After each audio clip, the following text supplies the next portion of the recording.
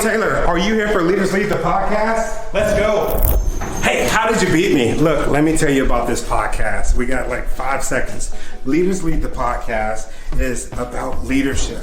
Not just the leader without, but the leader within. All of these leaders that I'm talking to across the country, well, across the world now, they have one thing in common, and that's that they have overcome some insurmountable obstacles to get to where they're at today. Come on, let's go.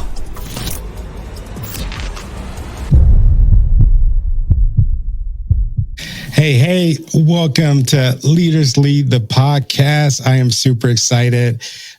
We have a good guest today for you. But before we get to our guest, I wanted to tell you all, thank you so much from the bottom of my heart. I've been getting all of your emails and your messages, your DMs. I really appreciate it. Y'all know that y'all my family. I love y'all. I really believe that there is unity in community. So just wanted to say to my Leaders Lead family, thank you from the bottom of my heart with all the support that you've been giving us. I just, last night I was doing some stuff. I started, not necessarily a deep dive on research, but I looked up and I saw that we had just hit the 5% mark as far as podcasting globally. And I was just like, whoa, that is super cool. That is super cool. And it couldn't have came at a better time. And I'll be really real with y'all. Y'all know how I roll. I was having one of those moments where I was kind of doing that self-doubt, that what is it called? What is the word? What am I looking for? Imposter syndrome, right? Where I'm saying, oh, I haven't been podcasting that long. Nobody would want to learn this or learn that. I was doing that. And then I looked and it was almost like God sent the message and was just like, hey, you know what? Go ahead and keep continuing to bless the people, and not only continue to bless the people, but bless the people by showing other people how to bless other people. And that's what we're getting ready to do. Leaders Lead the podcast. We're launching our easy podcasting blueprint here soon, within the next month. So reach out to me and let me know if you're interested in that. But I didn't come here to talk about that, right? I just want to tell y'all thank you, not necessarily about the training. Thank you. And our guest, Erik Hueberman. I was looking at some of the accomplishments that he had, and I was just like, man, this is amazing. This is amazing. We get to learn from somebody that's been in the game. Sounds like an incredible leader. I'm looking at the things that he's done. He is the CEO and founder of Hawke Media. He founded this media company in 2014. Guess what? Now is valued at, I had to look at it just to make sure that was right, $150 million. Right? You don't get to that point from 2014 to 2022 without having an extreme amount of work ethic, without being a leader, because I'm sure he's not doing it by himself. You don't get to that point without having the mental toughness that we talked about when we had our last guest on, Rob Bell. You don't get to that part. You don't get there without having that toughness. You don't get there without having a sense of execution, being committed to the project. I want to welcome y'all, Erik Hueberman. What's up, brother? Welcome to the show. I think I'm just have you do my intro from now on. Your intro to your own podcast made me feel like I'm just slacking. No, man. Shout out to, we have a small little media company here. Shout out to my son, Dallin Taylor, for doing that. Thank you for saying that, brother. Awesome. I'm really excited to share this space with you. Like I said, I've been looking at your profile, dude. I'm freaking inspired. I want to know how you did it. Like, how old are you? If you don't, you asked me, but do you mind telling everybody how old you are? I'm 35. You're 35 years old. Mm-hmm. How does that feel just getting to the heights that you've got to. Like, how does that feel, bro? It rarely sinks in, and I appreciate it, but it's like the way you get there, and I've talked to a lot of peers about this, is you focus on what's next and what the next challenge is, the next thing you have to overcome. And so you look up once in a while temporarily and go, oh, this is cool, back to work. So, I mean, I feel like, we built a big company, and I feel like I have a job there, and I love it. I love what I do, but I don't feel like, I don't have like ego around it. It's not like, look what I built. It's like, wow, I'm lucky and this is fun, but back to work. Wow. That's incredible. I love the fact that like you're sharing that humility. And I think that our audience would greatly benefit from hearing that, because you see so many people, especially on social media, especially Instagram, where you see these guys, they have these companies that's not even making 1% of what y'all are making, or have the visibility. I'm looking, you were in freaking Entrepreneur, Insider, CSQ, Forbes, Rolling Stones, but I don't see that all over your social media platform. Why is that? I mean, it is there. I won't deny that. We definitely talk about, like, when it happens, we celebrate it. We talk about when we're featured and things like that. But I'm saying I don't see the bravado. I don't see the I see what you're saying. Look at me. You know what I mean? I think that it's thinking that if you think anything but it's more luck than being good, you're wrong. And that's why I think the problem is, like, if you're not thankful for it and you think it's because you're some amazing human being, like, you're full of shit. And frankly, it's a lot of insecurity usually. Like, if you're realistic and objective about why you're successful, you're probably smart on some level. Not that smart. You don't have to be a genius, but you're smart enough. You probably worked hard. That's table stakes. Everyone works hard. Meaning anyone's successful. And then how successful you are is timing, luck, circumstance, etc. And so to, like, try to take full credit for that and not be appreciative of the fact that you ended up successful is crazy. And so I think that's how I look at it. I think most people that are really braggadocious about it are trying to fill some insecure void, because usually the most successful people are not. There's that, like, meme that's gone around forever with, like, Bill Gates and Warren Buffett hanging out, and it's like not a Gucci belt in sight. Like, the people that it's not what drives you. I talked about this on a podcast recently that went pretty viral, because I really do believe this. And it's like, there's a baseline of success, and it's absurd to most people, but if you make between $1 and $2 million a year, you're fine. And for everyone that makes any more than that, all it means is bigger or more houses, bigger or more cars, bigger or more jets, bigger or more boats. That's I shouldn't say bigger or more cars, more expensive or more cars. But, like, that's it. Like, you're going to whatever restaurant you want, you're traveling, your kids are going to whatever private school, blah, blah, blah, blah, blah. Like, that stuff gets covered at that baseline. And so I think a lot of people that are bragging are, like, maybe just trying to reach that or not, and they're trying to fake their way to it. And they think that somehow by, like, bragging about money, it'll manifest money. And maybe you will. Maybe you end up like the Tinder swindler and you can convince people to send you checks. But if you're trying to do it the right way, quickly, it's not about the money. It's about the journey. It's about the work. It's about the passion for it. It's about growth. And the money's, again, more money doesn't actually change your life anymore. And so then it's about, like, do you love what you do? What do you want to build? What legacy do you want to leave? And I think most people that reach that level of success, probably 0.1%, I don't know the actual stats. Once you're there, everyone in that world, which 0.1% of the US is what, 3 million people? Yeah. That's right. It's 300,000 people though. So 300,000 people in the US, or whatever that, like, give or take, that's still 300,000 people that are making over $1 million a year. So that's a lot of people that, like, they're already making enough to, like, do any shit they want to do. And now it's about, like, what do I want to create? What do I want to leave behind? What am I passionate about? Some of those people sell their company and ride off into the sunset. Some of those people turn into Steve Jobs, Bill Gates, Warren Buffett, Elon Musk. None of them have to work. Elon Musk lives in a tiny house, literally a tiny house in Austin. Like, he's not. And he just powered freaking Ukraine with internet. Right. Exactly. So when you go back to the people but he's not bragging about his money on social media, because why the hell would he do that? Like, what does that have to do with anything? And that's what I think a lot of it comes from. Wow. That's beautifully said. You reminded me of they showed a picture of Warren Buffett's house. And it's like this house, this basic house, right? It's nice house.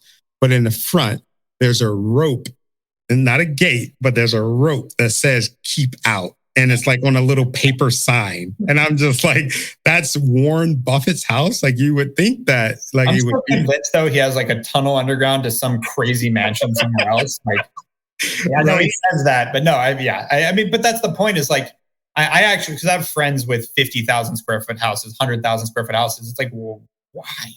You never use this thing. Like, what are you doing? And I really, if they love it, they have the money, do whatever they want. So I'm not like judging it. I just don't get it because like, I want a home to feel like a home. Like, I don't, don't get me wrong. I have a 2,600 foot house right now, which is great.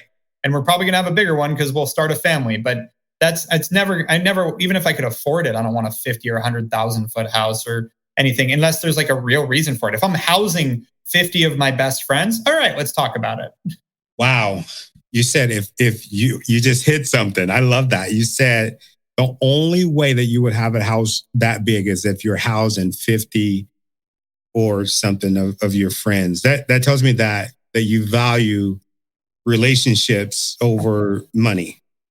Oh yeah. I mean, it's again, like none of it you can take with you, but like relationships are what made my money, frankly. Like it goes so much further and it's just more satisfying. Again, like money, people have this scarcity mindset. And once you get to a point that you don't have to, they talk about it. Like the salary you need to make for money not to affect your happiness in the US was, I'm sure it's higher now because of inflation, but let's say it was 70 grand. Let's say it's 90 grand a year now, and you don't have to stress about money. Once the stress is gone about paying the bills, then again, money is like, yeah, it's a little bit of an enabler, but at some point it's just another thing and it doesn't mean that much. It really doesn't. And so this is, again, world's smallest violin. Actually, I'm not even complaining. I don't want to say world's smallest violin, but I love it. I love hearing this.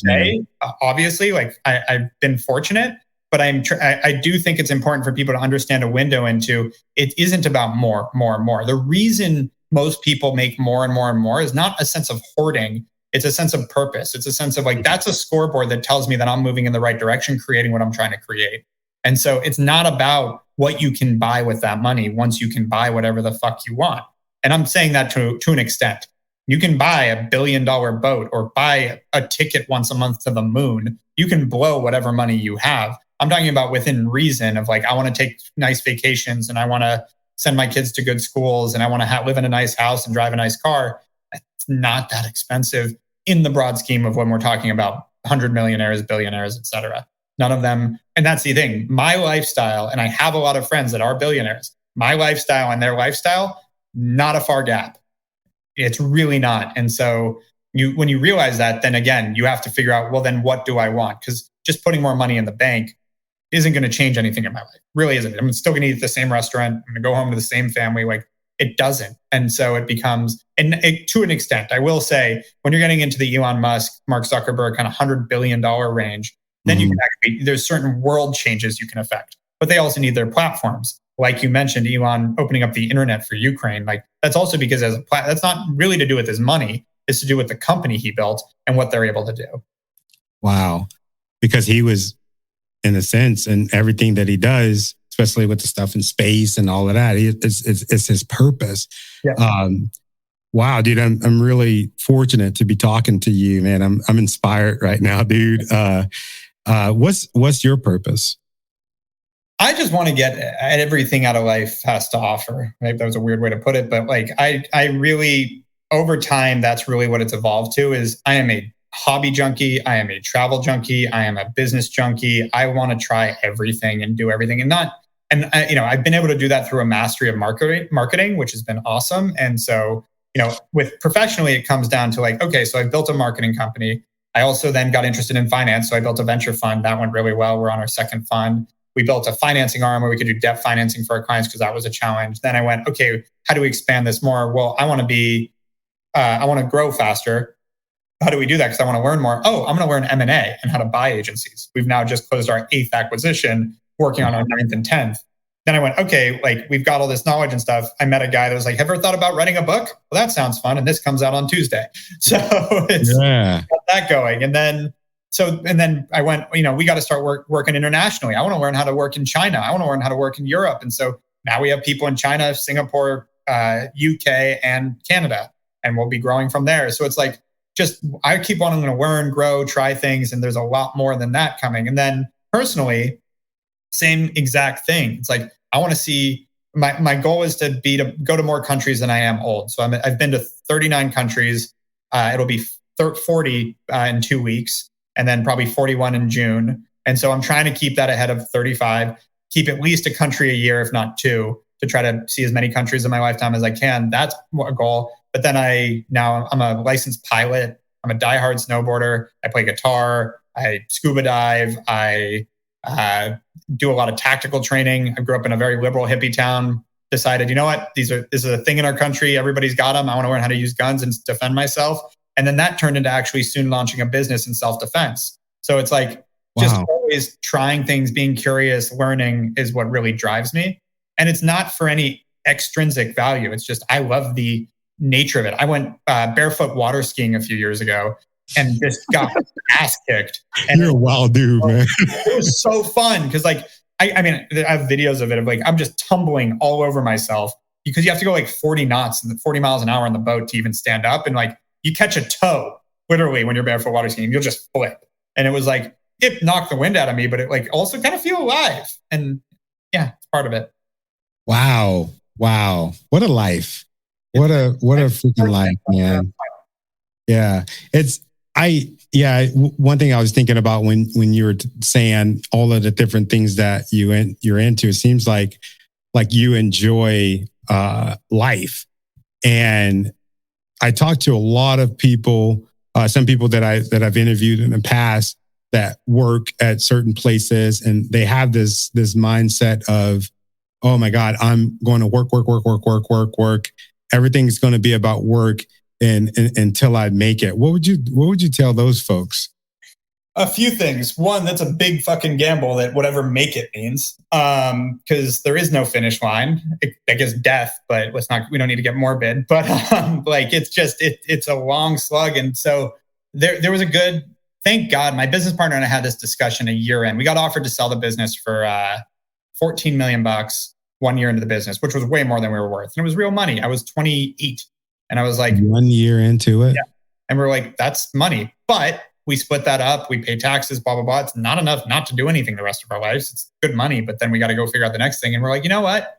Let's stick with it. But what is it? What would we do if we did sell? Like, what are the things like we finally had an exit. What would we go do? I was like, I want to travel to 2 or 3 cool fucking places a year. And he was like, well, I want to play golf every Wednesday morning. This is before he had 3 kids and was married. And I was he ain't playing no damn golf now, is he? He's still playing a good amount of golf, but he's got a lot of other priorities too. But at the time, at 28 and 32, that was our priorities. And so we went, well, let's just do it now. Like, why wait until we sell or wait for some finish line? Let's just start living now so that like we can always sell the company. And I got good advice that like the buyers are always going to be there. Like there's people to buy companies all the time. Like, but then we're not in a rush to. This is a marathon, not a sprint. And now 8 years into the business, we've turned down $150 million offers for the business because it's like, now we can be prudent about it and be like, well, why? What am I going to get? Like the only reason someone wants to buy a business is because they think they can make more off of it than they're buying it for. That's the point. Right. Why don't I want that return? I want to keep that. Like, whatever they're going to make, I want to make. So that's part of it. But then it's also like, I love what I do. I'm not left wanting anything. I already balance it with all the things I would do if I sold the company. Like if I retired, quote unquote, I already travel. I just got back from a 10-day snowboard trip, which by the way, it also got too cold some days. It was -10. And so I went inside for a couple hours and I worked. Gave me something to do, which is great too. So wow. I'm taking the week off. And instead I had something because I love this stuff. And so it's like, why? Back to the point of like, so someone hands me 150 million. Well, I already make that baseline. So I'm already making enough money to live in the house I want to, drive the car I want to, do travel, etc. So it's like that money is not going to change a single fucking thing for me, like in terms of lifestyle. Right. But except for then I don't get to run my company. Well, that's interesting because I actually like running my company. So I think That's I'll stick with it. Yeah. Wow. So yeah, it's been, so that, yeah, back to all of it is like that really gave us the clarity that 1 year in that we did it. And then since then, we've never hit a point where it's like, we got to get out of this. we got to go do something else because I have no idea what else I would do. Wow, that kills the whole thing where I think I might have heard somebody on Clubhouse saying this today. The only reason that anybody builds a successful business is to sell it. And I'm just like, I'll never sell my business. I was on Clubhouse early on and I love the team there. And I built like 70,000 followers on that thing. But god damn, there's a lot of charlatans. I have no idea what the fuck they're talking about. Like they make these grandiose statements because these like one punchlines, like people follow them like, oh my God, they're right. It's like take the top 10 richest people in the world. I don't think a single one of them have sold their business. Right. I'm actually going to look this up while we're talking. I love it. American. And that's the thing too. Jeff Bezos, did he sell Amazon? Is he out? No. Elon Musk? No, hell no. That's it. But are they out completely? No. Bill Gates, Mark Zuckerberg, Warren Buffett, Larry Ellison, Larry Page, Sergey Brin, Steve Ballmer. Steve Ballmer's kind of out. And then the Waltons. Yeah, no, they're still in the game. They still own their portion of Walmart, correct? Yeah. So, yeah. Apparently the path to wealth is actually not to sell if you have a good thing you're betting on. But everybody tells you to sell your company. It's bizarre to me. Wow. Probably the people that want to sell it are the ones that started that freaking. And listen, there's also companies that don't have that long of a shelf life, that aren't the next Walmart, that that it's going to be something that will do better rolled into something bigger. There's also people that like, there's no fallback plan. And listen, taking the money now and putting it away and having like that nest egg that you're set and then you can go on your next thing. That's Elon Musk in a nutshell. Get a couple exits before building all this crazy shit. Like that's okay too. But the idea that you build a business just to sell it is such a fallacy that gets overhyped over and over again. Right. It's almost like building a house for your family and just kind of, you're going to do it half-assed. That's what I would think, honestly. Right. My heart's not into it. Oh, there's an old idiom. If you don't build a company like you're going to keep it forever, you will. Wow. Dude, that's good. You don't want to buy it. And it's to me, it's like, it's similar to the hype around like supercars and hypercars where it's like, I said this on stage at a conference once and turned out I was making fun of like the front 5 guys in the row because I was like, someone said, what do you think is one of the problems with agencies? I'm like, why did it become a sign of wealth to have a Lamborghini? I have 300 employees and none of them make less than a Lamborghini costs a month.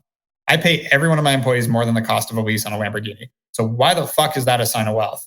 And why is you flashing it like you're some big shot? All it is a sign of priorities. Now, that being said, I am a car guy. I like racing. It's fun. If you're actually getting a McLaren or a Lambo to go take it to the track, fucking power to you. Do what you want with your money. But if that's like your sign of wealth, you're just speaking to the lowest common denominator that don't understand that like, this isn't that big of a deal for someone that runs a business because like you got a $3,000 a month car.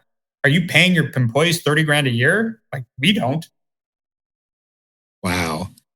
If you're editing this right now, make sure you get that last cut. That was freaking, dude, you dropped some freaking bombs, man. Oh man, dude, you got so much depth to you. I can just tell that you have overcome some odds. Am I right in that? I'm playing like I'm a charlatan. Like I can see your past. Dude, you've overcome some stuff growing up, right?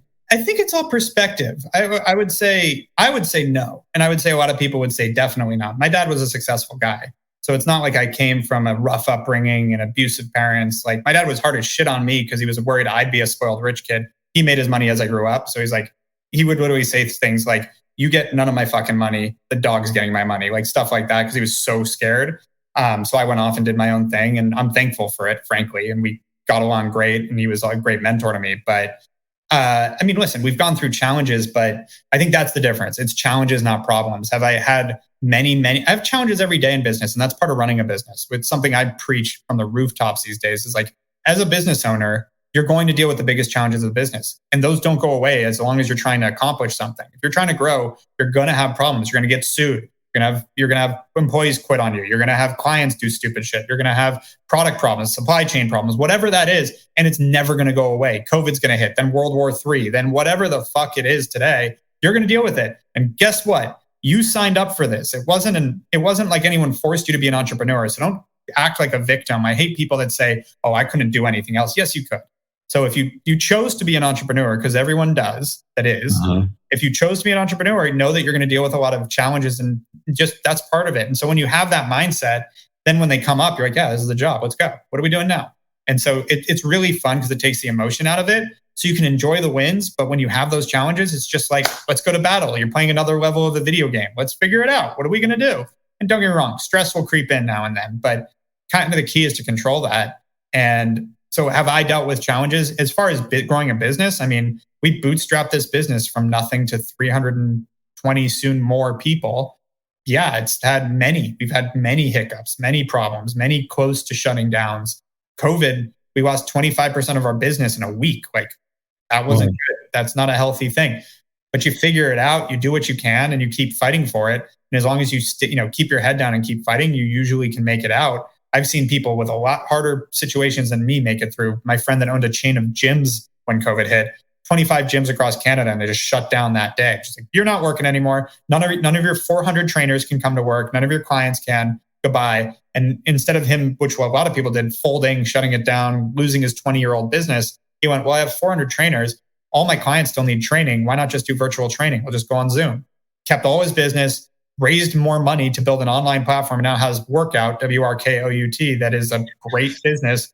And he put me on the board because I was like, he and I were talking the entire time. So it's been full transparency. I'm now involved in the company because I love it. And I've been a customer for 8 months or something. So these are, back to the challenge point, my challenges don't compare to the rest of the world's daily challenges, is I guess what it is. And so I've never really taken a mindset of I actually had this conversation with my mom where I could look at my life and say, my dad was a dick to me. He beat me down constantly as a kid, told me that I had to go do my own thing and I had no security. And then I went to a college that was just a party school and it didn't really teach me anything. And then I graduated in 2008, the worst time to graduate since the Great Depression. And I spent all summer studying for my real estate exam. And I got my real estate license 1 week before the Lehman Brothers collapsed, the entire banking industry. I made $350 that year. I was in insurmountable debt because I was living in LA with no income. I had to figure out what to do. It was so hard.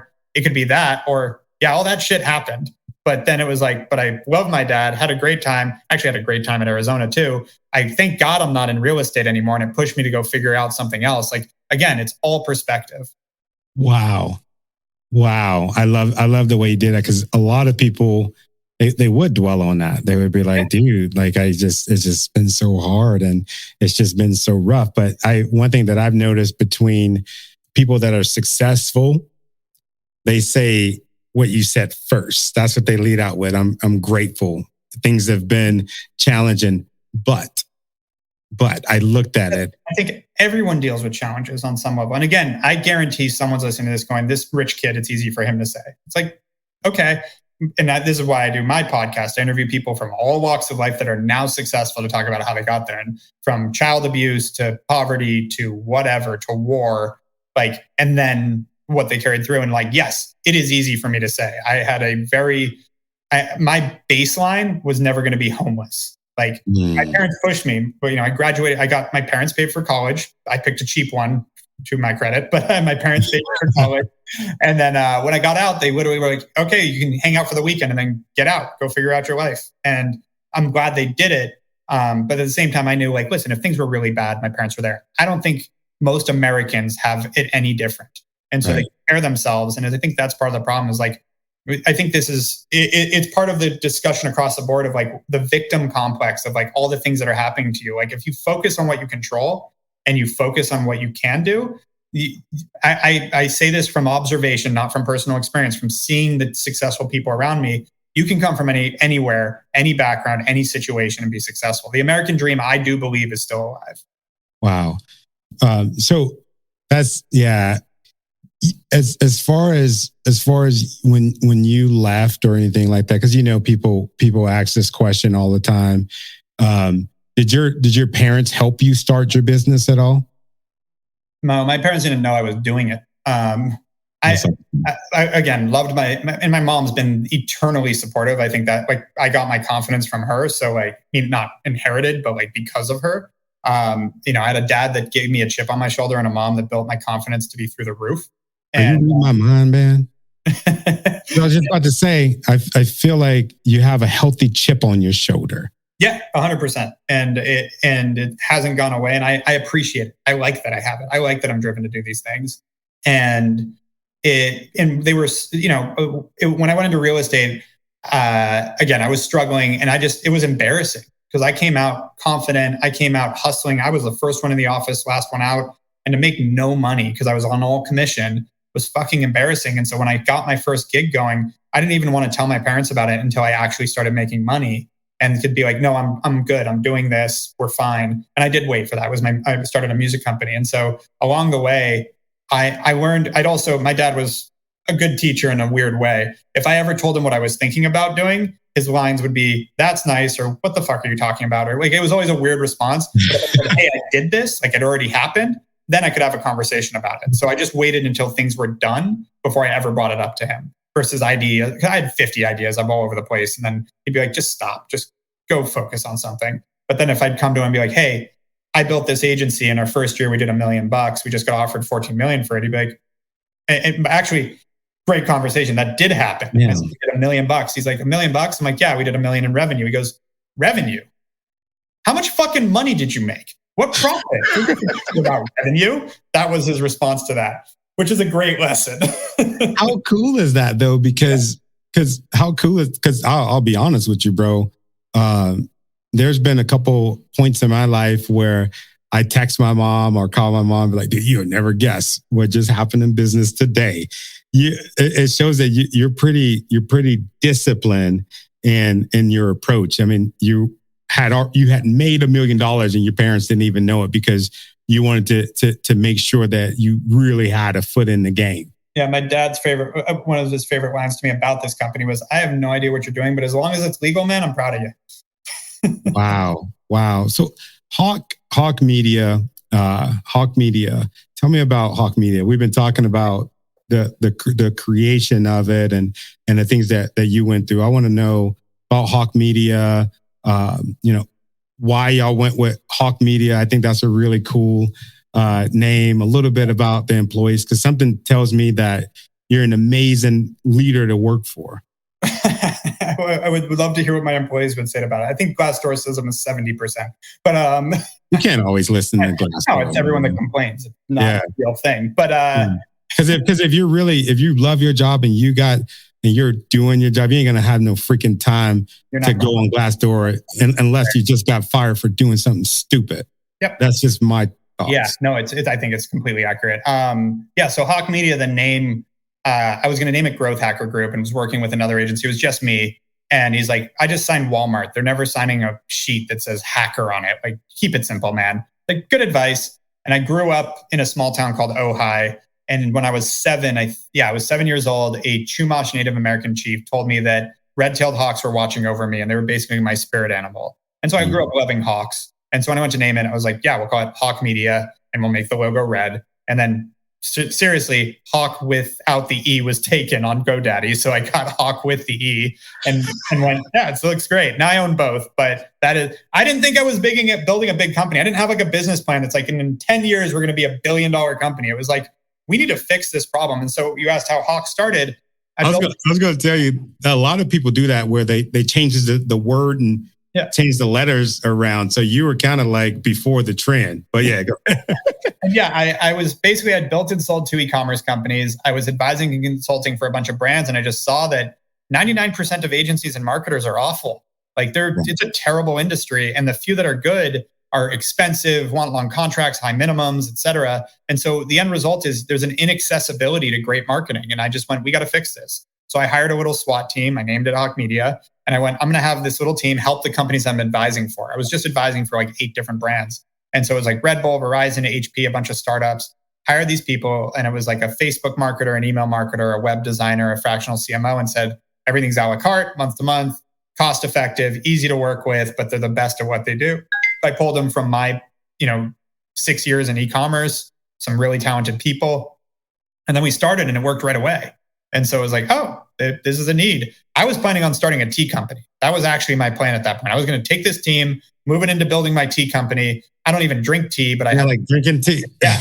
And I don't even drink caffeine, like as wired as I seem. I actually don't drink alcohol, caffeine anymore, or any of that. And so but I looked at this business and I saw how much it was helping our clients and went, wow, this is way bigger of an issue than I thought it was. Like, I thought I was annoyed by the agencies I knew, but this is literally most of the industry. So why don't we just build an agency that does things right? And so that's how we started. And then like a month in, I said, here's our goals for the next 4 years. And we actually hit them all within 1%, which was crazy, like over or under, but like right there. And, 4 years later, we're about 100 people. I think we were 100 people. And we're like, and that at that point, I was seriously like, I don't know what to do now. Like this worked. We built a business. And it took me actually a couple years, like years 5 and 6. One of my best friends came to work for us and he called it puberty, which was so appropriate. He's like, you can't figure out how to work your body. Everything's awkward. You're like, had a big head, meaning we had too many executives for too few employees. Like it was weird, but we got through those 2 years that were kind of rough times, frankly, and then figured it out. And then frankly, right as we were coming out of that and kind of figured out who we were, COVID hit, which was a scary month for us. And I'm just talking about the business. It's a horrible disease, but I'm talking about the business. Scary month. But we had figured out who we were in the market and we went full bore on it. And we were 126 people when COVID hit. And we are now, again, 320 2 years later. Wow. There's a lot of companies like that grew through COVID, grew through the last recession that we had. Wow. Wow, dude. Hey, that's kudos to you, man. Because you could have just took your money and just went away, right? I could still do that. It's just I don't know where away. I'd be really fucking bored. Just like I don't know where away looks like. Wow, that's good stuff, man. Honestly, it's so rewarding. Like the fact that I can say 320 people. We're remote now, so like I see them on our all hands on Fridays on Zoom, and like I'll travel around the country and world and go and visit people. But like I still don't even get my head around it. There's that many people here. Like I remember one of my favorite employees. I shouldn't say that, but I really love this guy, and I think everyone does. A guy named Peter on our team that's been with us since I don't know, probably a year in. So 7 years or so, and I'm maybe butchering that, but it's so blurred at this point. But I remember when he first came to work for us, I didn't interview him, and he came to work for us. And one of our new clients wanted to know who's working on their account, and I'm like, Peter, do you mind sending me just like bullet point resume? He's like, sure. Sends me some bullet points. It was like CMO of Red Bull, head of media Mercedes, head of media Adidas. And I looked at him and I was like, what the fuck are you doing working? He swore a lot too. It's like, what the fuck are you doing working here? And he goes, I've been on a rocket ship before and I know one when I see one. Like, damn. I'm flattered, man. Thank you. And that was it, man. He's been with us for that long and he's building out a whole new department for us right now. And the guy's awesome. And so, there's something so rewarding about having great people that have been with you forever that like you can go through this stuff with and creating jobs for all these people. And I have a different view of like the responsibility of it. People always go like, isn't that a lot of weight on your shoulders? Well, all their jobs rely on you. I'm like, all my jobs rely on all of us. All their jobs rely on all of them. I mean, like I have to do my job too well, but like to be real, if that salesperson doesn't hit their sales numbers, yeah, they're losing their job because of their own shit. Like it's just like they have to carry the weight as much as I do in a lot of ways. So I've never felt the weight of it, but I've definitely felt the pride of it. That something I created at a local Starbucks in my condo in a co-working space, it turned into something like this. And it's way more fun than just like putting some money in the bank and sitting on a beach. Wow. If someone, and you let me know if you got to go. I know I said 35 minutes or something, but dude, this is some good stuff. If you had somebody that was building a media company right now and they're like, Erik, how do I do it? And you got a day with them. What would you teach them? It really depends. The biggest thing I see, if you want to build a company, you need to have an unfair advantage. We do this a lot on the investment side. Again, we've got our second venture fund and I do a lot of angel investing too. And if you don't have some sort of really unfair advantage to starting your company, I'd actually go build that advantage first. Meaning, my advantage when I started Hawke, a few things. One, I actually knew what I was doing in marketing. I'd built and sold 2 e-commerce companies. There wasn't a competitor in the world that had that I knew of, that was out starting an agency that had built and sold 2 of his clients, basically. So that credibility as well as that knowledge was huge. And I think most people that try to start agencies don't actually know anything about marketing. Like that's a big issue. because you might as well get a job. You're never going to make as much money as you could just getting a job. So like, you mean I just don't go on social media and post stuff? Yeah, exactly. And there's so many of those. And so it's like, those people aren't making any money. They won't either. And they're just going to burn their reputation, because there's a form of con artist that's going on when you tell people you're some marketing guru that literally has never created a successful business. So start with like, do they have the baseline of that? Okay, cool. So you have an advantage, you have some skill sets. Then it's just figuring out where your superpowers are, where your time is best spent, and then how to complement that. So like, the first things first is like, what are you really good at that you can monetize? And let's say you're in my situation. You know marketing, you understand it better than most business owners out there. Great. Start by consulting. Go work with some companies, learn how the balance works of being a consultant and helping companies grow. Start bringing in some, other agencies, freelancers, whatever, to partner with you. And then over time, I hired people because I couldn't find good agencies to be my partners. That was never my plan. And so I just found that this was a hole. Is there a need for another marketing agency? I don't know anymore. I think there's plenty to look through. That like starting another one, it's not like there's a lot of opportunity to grab unless you do have something unique. Like the next, let's say, so you got Web3 and NFTs. There's a lot of really interesting NFT service providers popping up to help people navigate it. Cool. Not a huge market and could be fucked if that goes the other way and loses its hype. And I never wanted to go all in on some hype-driven thing like just NFTs, but there is an opportunity there too. And so, but you've got to be the best, because the thing that I view is if you're not one of the best people out there that this company is going to find, you're inherently doing them a disservice by hiring you. And it's important to remember that. So you really have to be good. If you're creating a service business, you really have to be able to provide that service. Same thing with products though. Like if you're going to build a product, like is it missing in the market? Is that really filling a niche? Whether that's a niche from a need perspective, like you're a product that people need, or even a want, like there's a lifestyle brand that, serves a certain demographic that feels underserved, that kind of thing, all fine. But when you're building a business, whatever it is, like, does the world actually want and need your business? That's a really important factor. Because if you don't do it that way, you can maybe make a living, but you're never going to be hugely successful. And maybe that's not your goal either. Wow. That's good stuff, man. That's really good stuff. Yeah, I think that person that if we had somebody go along with you for the day, I think they had to be freaking spinning. That's that's good stuff, man. When it's all said and done, right? And we're talking about eulogy type stuff. Mm-hmm. It's all said and done, and Erik is gone. What would you want your legacy to be? So we're talking there's eulogy and legacy, because there's like what people talk about, and then there's like what the actual eulogy would say, so to speak. So if we're talking eulogy, this actually happened recently. I went to a course that, for a long story, but I was asked to hit up like 10 of my top business associates and ask them what's one thing they thought of me, that like one character trait or something of me that I forgot the exact words, but it was something like, just tell me something you think about when you think about me.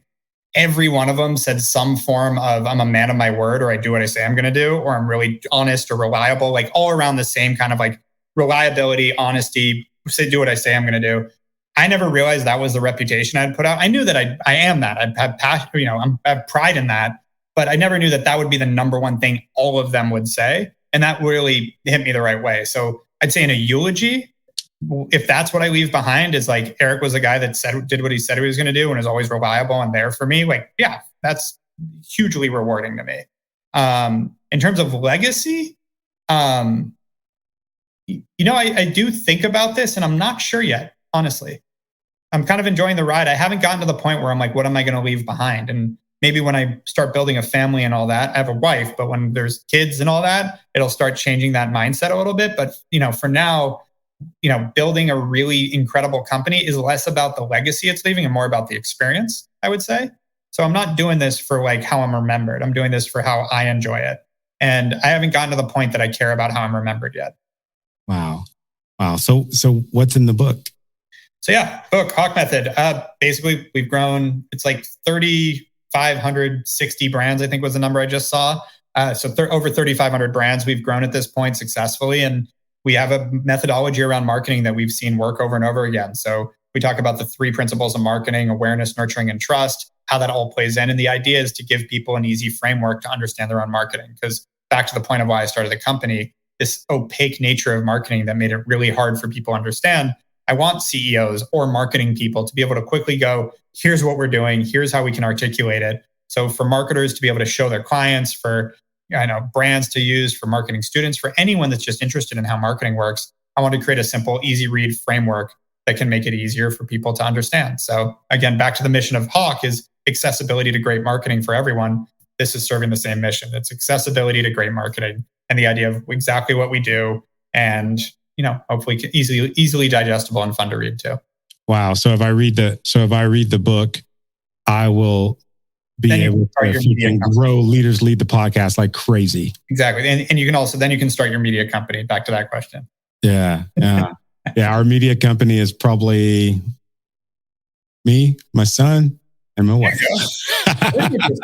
That's great. Yeah. Yeah. No, I love it, man. I love creating awareness. And that was one thing, honestly, why I was excited to talk to you, to figure out the nuances of it, why people get into it, because I've had tons of folks reach out to me, dude, pay me $149 and I'll post for you. And I'm just like, dude, I do that myself.